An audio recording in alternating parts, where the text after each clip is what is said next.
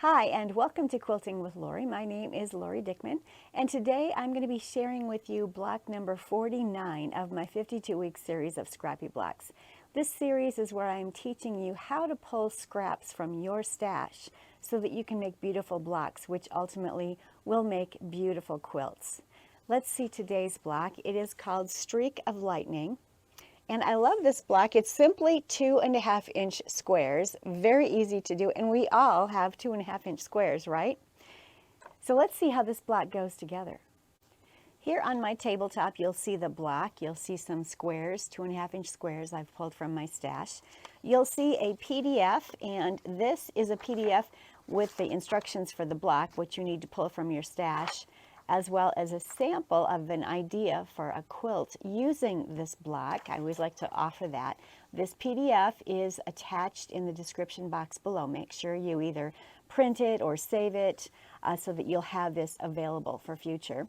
And hopefully you've been making a notebook of all of these so that you'll have 49 of these PDFs in a notebook with all of the different Scrappy blocks that I've been teaching you. I do have my playlist below. You can certainly grab that playlist and get all those PDFs from there, or just simply save the playlist in your YouTube.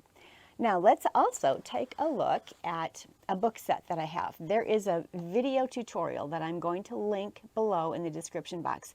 In case you are new to my YouTube channel, I do have a YouTube video which teaches you step by step how to cut, sort, organize, and store your scrap stash so that you can easily use it to make beautiful quilts. Those techniques are in this book, and I'll link the books as well. And there's also 5 scrappy patterns in here along with the techniques. In this book, there is an additional 12 scrappy patterns, beautiful scrappy patterns. And with both of these books, not only will you learn how to scrap up your stash, but you will get some beautiful patterns in which you can actually use to make beautiful quilts from your very own scrap stash. So let's take a look at how this simple block goes together. So as you can see from this block, and this is a great beginner's block as well. If you're new to quilting, this is a great way to learn. But it is simply 6 rows by 6 columns of 2.5-inch squares.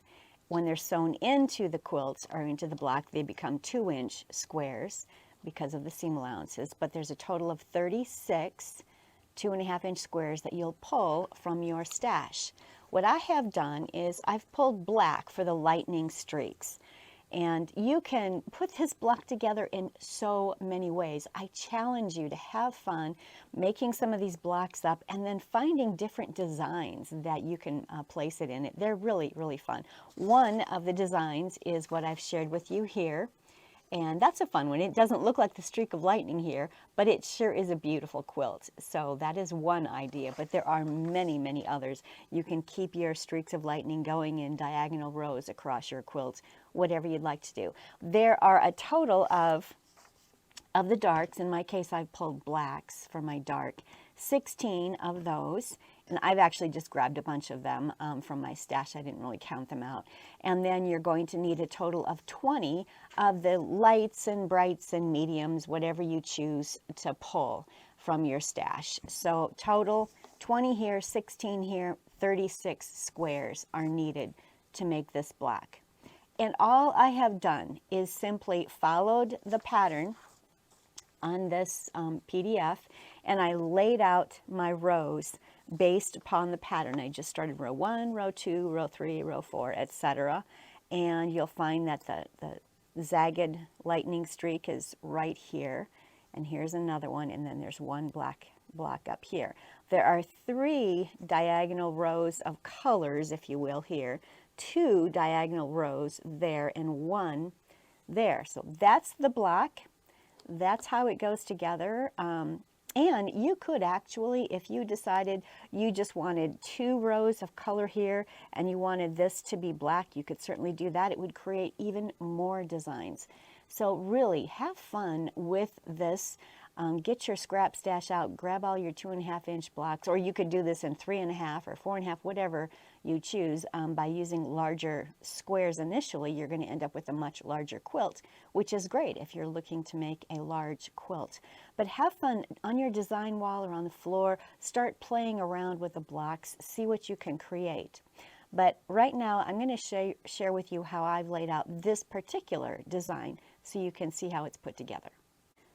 So as you can see here on my tabletop, I've just started laying out the rows. So here is row number 1 with a square, a black square, colors, 2 blacks, 3 colors, 2 blacks, a color, 2 colors, 2 blacks, 2 colors. And that's what I'm doing. I'm just following this one here, or you can follow your PDF. In fact, since I have one made up, I'm just following that as my sample. And I'm just placing my colors in here so that I don't have repeats. I don't want any repeats close to one another. And so let's see, let's try something different here. Let's try this one. Maybe we'll put an orange back here. Let's try a red here. Got to grab some of my blacks here. Sometimes the squares are hard to pull apart. They want to stay together. And then we have these two. And I guess that's all for the black. Let's see what else can I do here. Let's put a green one, beige one, and we'll put, let's see, that one's already been in there. Let's try, that's about that. Okay. So I think I have a variety of color strewn across my block. I have 6 squares across, 6 squares down, 36 squares in this block. I am going to web, in fact, that's how I did this one. I'm going to web this block together. I like to lay out my blocks right next to my machine. I'm going to start in the left-hand corner. I'm going to place the second row of squares on top of the first row, and I am simply going to grab that, an entire row, and bring it up to the machine and sew all the way down without cutting threads. It's all going to be attached. They'll be webbed together in one long row all the way down. Then I'll bring it back and I'll finger press the seam allowances. And when I finger press, I'm going to finger press one going this direction, this one will go that direction. I want every one of them to be going in opposite directions so that when I piece the columns together here, then they'll actually nest properly. And then I'll add this row, and then this one, and this one, and this one, until it's all pieced in this direction, and then I'll piece them together lengthwise. So I'm not going to make you watch that sewing. That's kind of boring, but I'll get it started here so you'll have an idea and what it looks like as I end it up. That way you'll have an idea of how I've webbed it.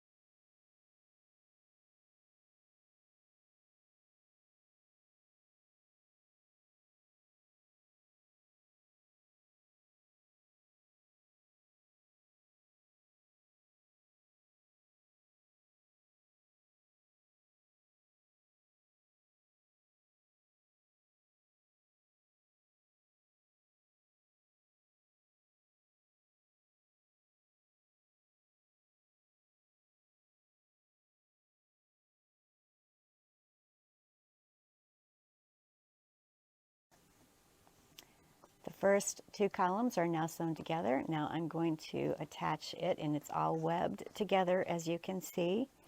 I'm going to attach this to the next row. And I do like to nest each of the seam allowances. I like to pin them, and then I remove the pin right before I get to that point as I'm stitching the 1/4 inch seam allowance across the row.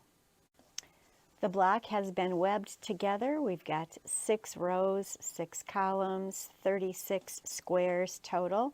It now needs to be pressed and squared up to 12.5 inches. So I'm going to take it to the ironing board and do that. You'll notice that I pressed all of these rows in opposite directions. I finger pressed them as I was working on the block. That way they'll nest beautifully. One of these came apart. I'm going to have to fix that. And then these are all going that way. So if you have your rows going in opposite directions as you're pressing, finger pressing, they'll certainly nest better. This little guy here flipped over, so I've got to fix that. But I'm going to take it to the ironing board and get it pressed and get it squared up, and I'll bring it back here to the tabletop. The blocks have been pressed and squared up to 12.5 inches.